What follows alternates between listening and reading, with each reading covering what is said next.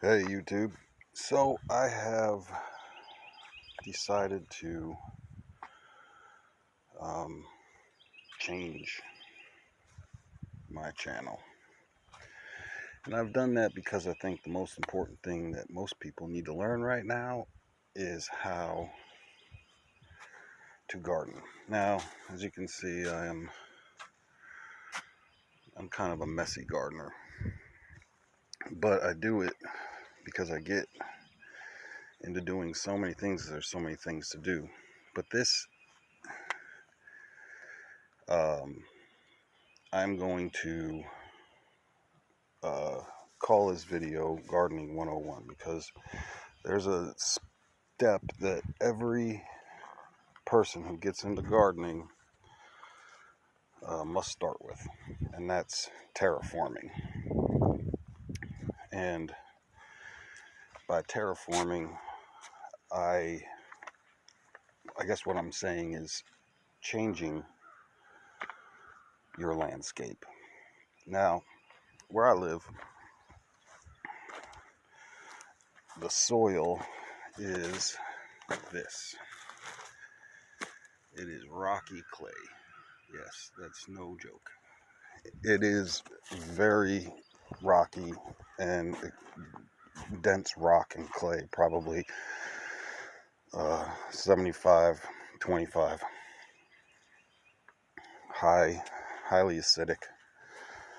Um, Now, what I've done here, as you can see, is I put things down all over the place. Now, it may look messy, but it's really not messy other than my pots being all over the place and so on. But I've got a layer on top of my red rocky clay. I layer all kinds of things. I do cardboard. I do drywall. Anything that'll decompose, hay. And a lot of people are against hay. They say, oh, use straw. Hay makes grass. That's fine. Grass I don't care about. It can always be cut down and I can always cover it in winter and kill it. But the thing about it is this little area here has a different soil composition than it does outside of this fence, because what I'm doing is building up a layer of dirt over the years.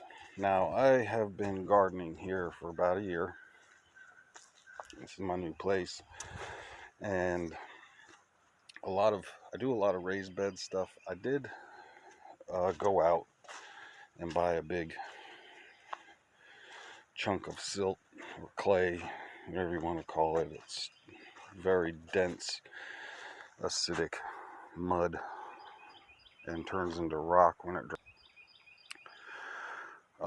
And I mix that with things mostly that I find in the area.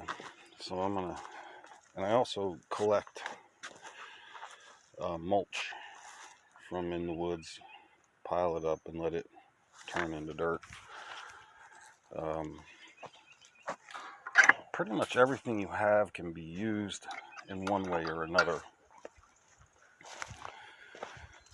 Let's take a walk over here real quick before we leave and go and show you where I get my dirt from to amend that clay soil.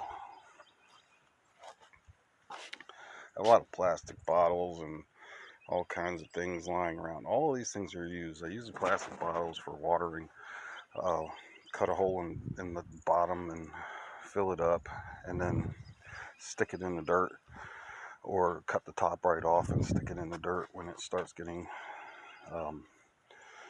really warm out and dry.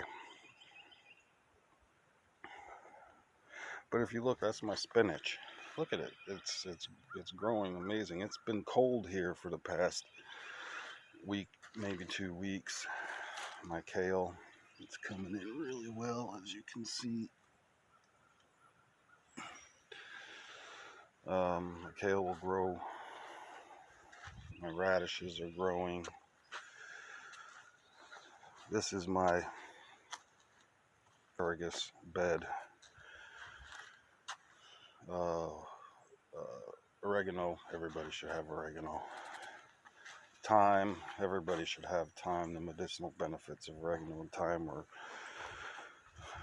only beaten by the medicinal benefits of my garlic. Now I started this garlic in pots because I had been having a hard time dealing with this and building it up, and I know it's going to take time. And building beds, raised beds for my stuff. I do some container gardening. I've got a lot of berries growing. I got a lot of different stuff. This is for the area here. I do have quite a few pines. But I also have a lot of wild blueberry bushes, or bayberry, or bilberry, or whatever people want to call them. They grow wild here in such a amazing quantity that I'm going to harvest them in the garden.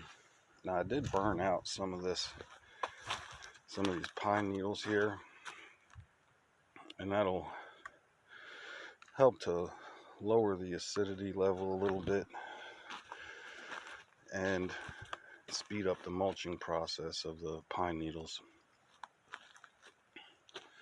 And of course I got this big old cedar right here, and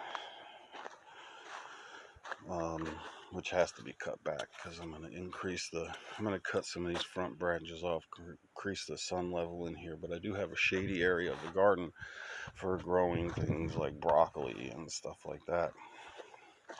But right now, in these times, you should be considering a lot of different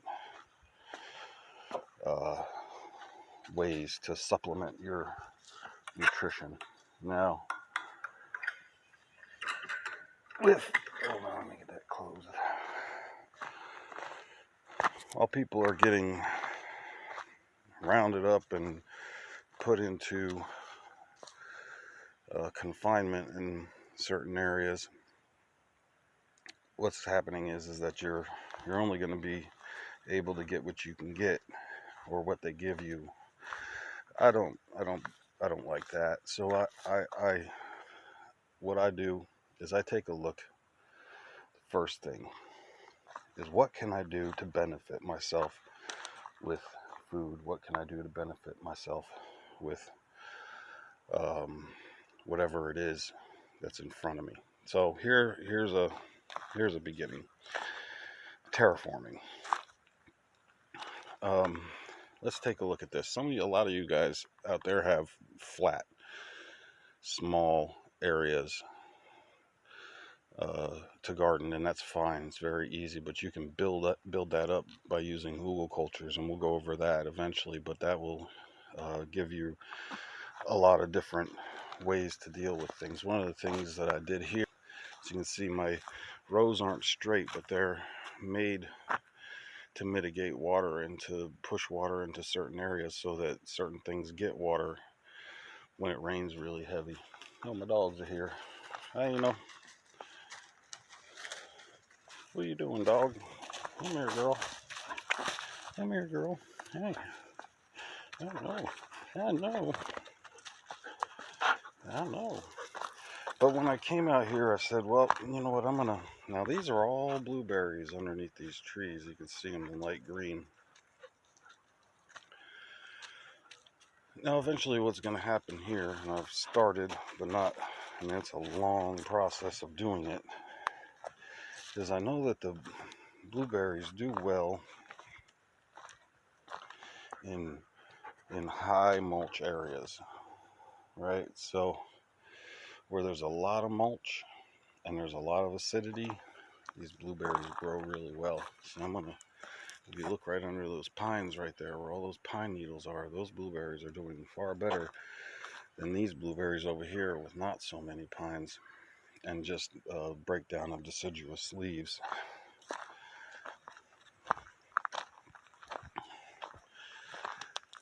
Now the key is going to be to get a lot of this back here, because they do need sun.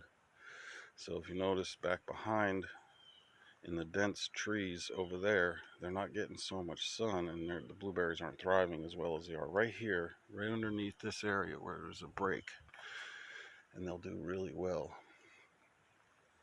So I'm gonna collect pine needles from all over the place because I have a lot of pines, and I'm gonna supplement these guys. I'm gonna be putting pine mulch in all over in here, but I'm also going to be creating rows. Then they're going to be natural rows. Now these dead logs and the breakdown. Alex, what are you doing, dog? Come here. Hi. Want to say hi? Oh, big girl. Huh? That's your good girl.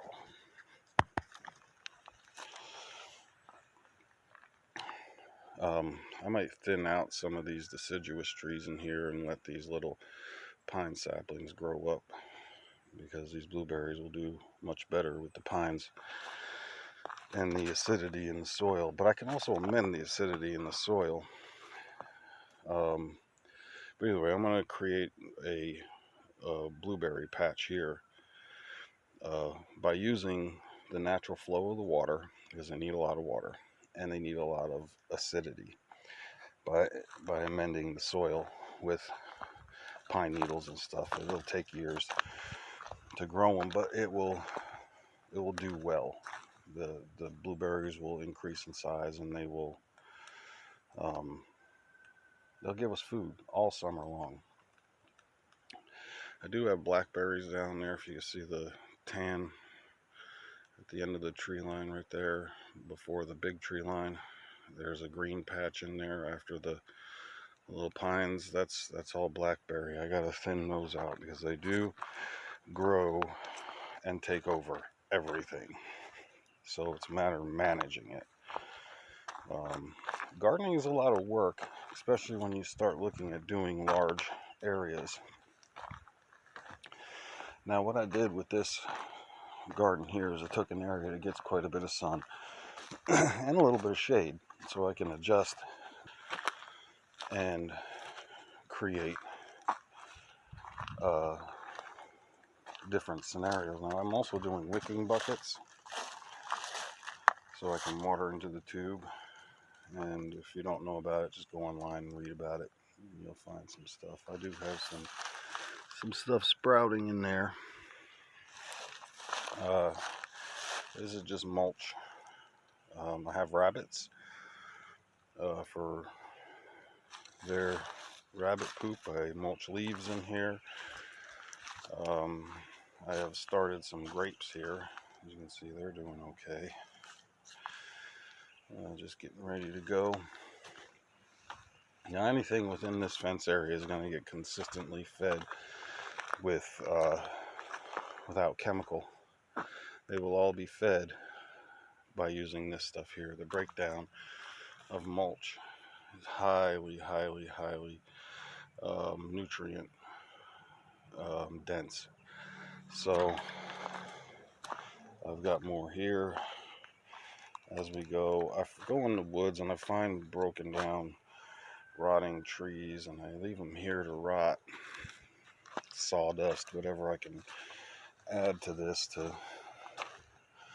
make a really solid base, nutrient dense feed for the plants.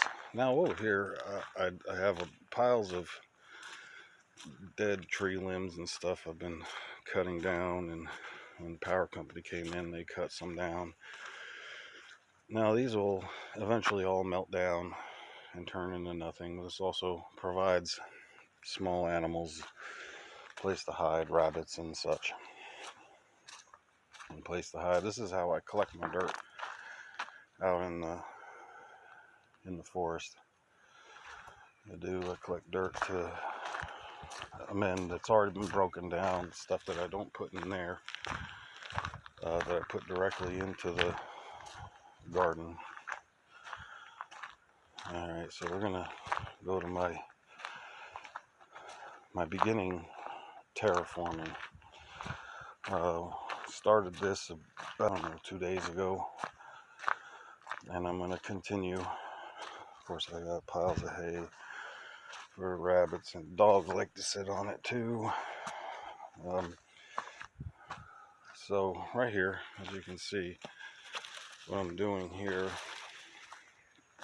this is all, I'll show you where this came from in a minute. But as you can see down in the corner there, we're lining the path with mulch in between with the trees, and we're going to put the mulch on the inside that'll melt down and cover all of this, because this is very difficult to do anything with. It's just very difficult. Now in here,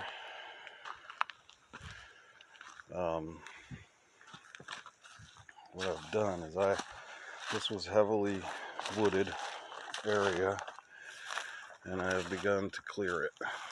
Not all of it. I'm leaving some trees in here for some shade, because this is also going to be, we're going to have a lot of blueberries in here, and they're going to do really well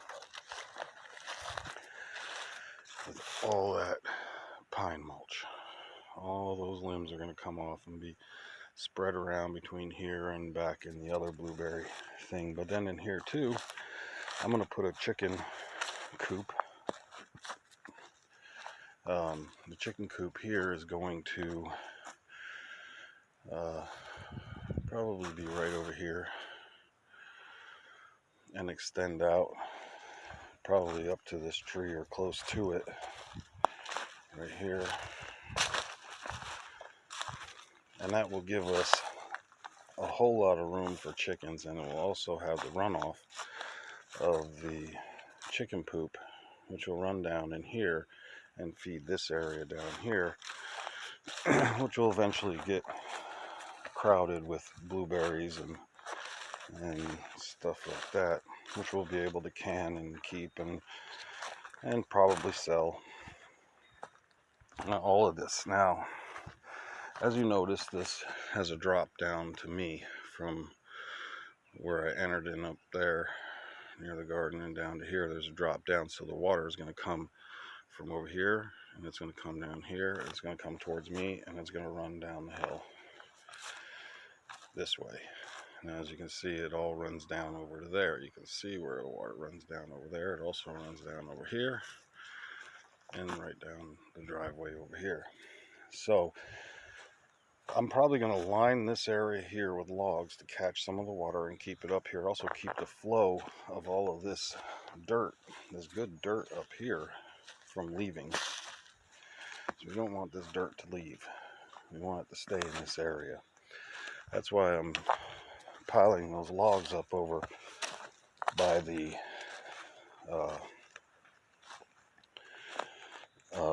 path there, so it keeps all that good dirt from running out.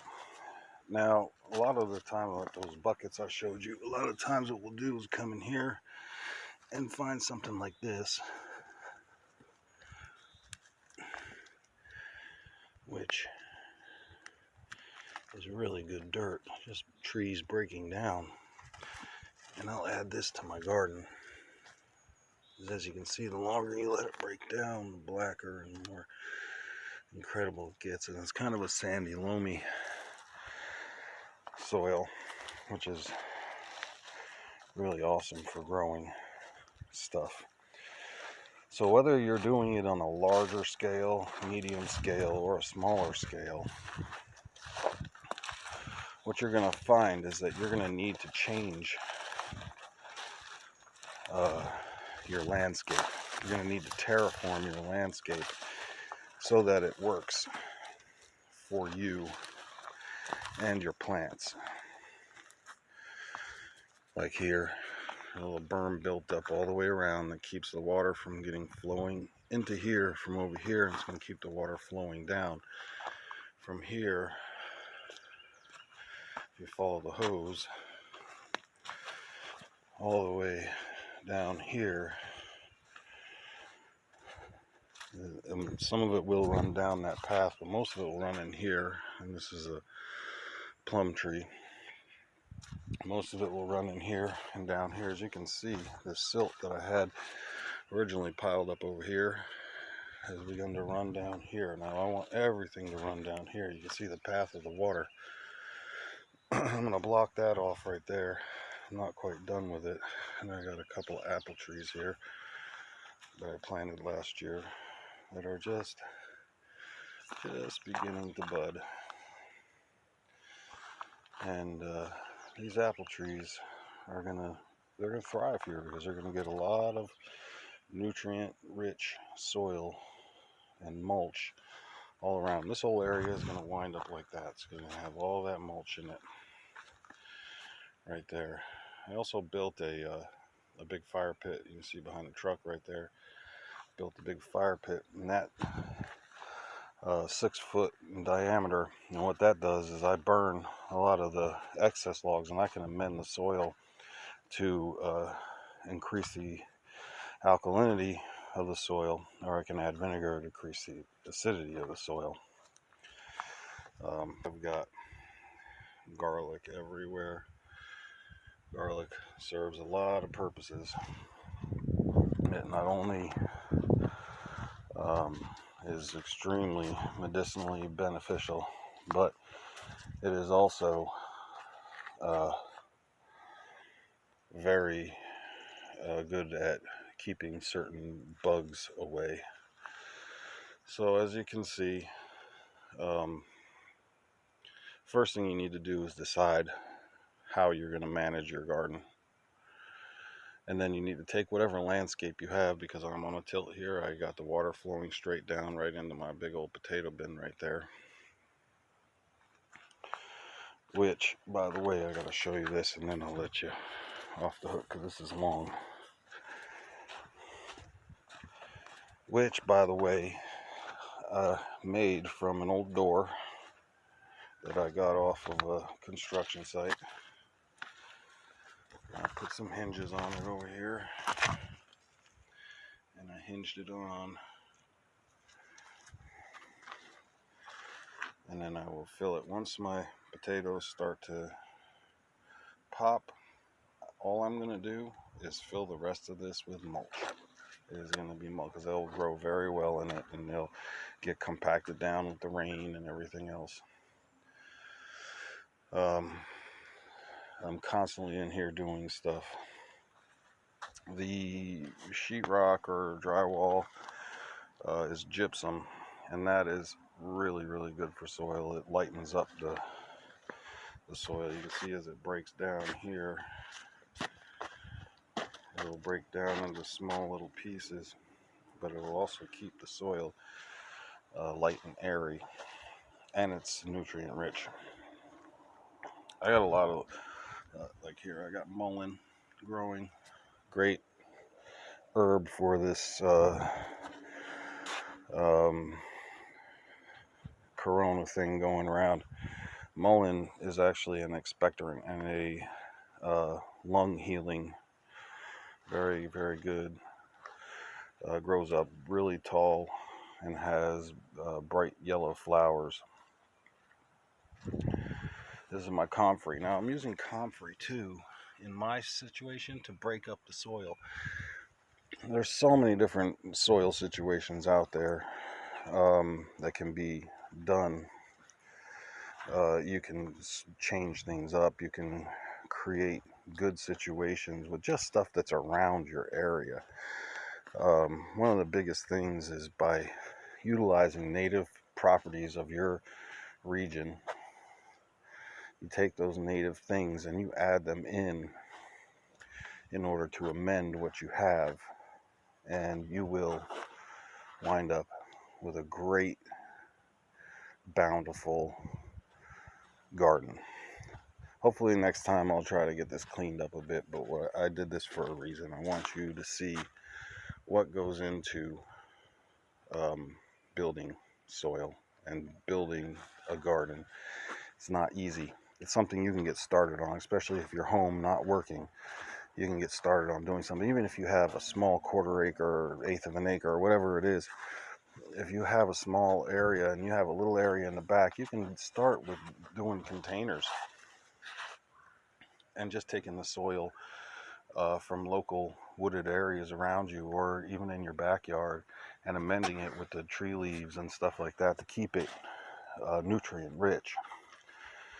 Large farming requires amending soil on such a level that they have to use chemicals to do it.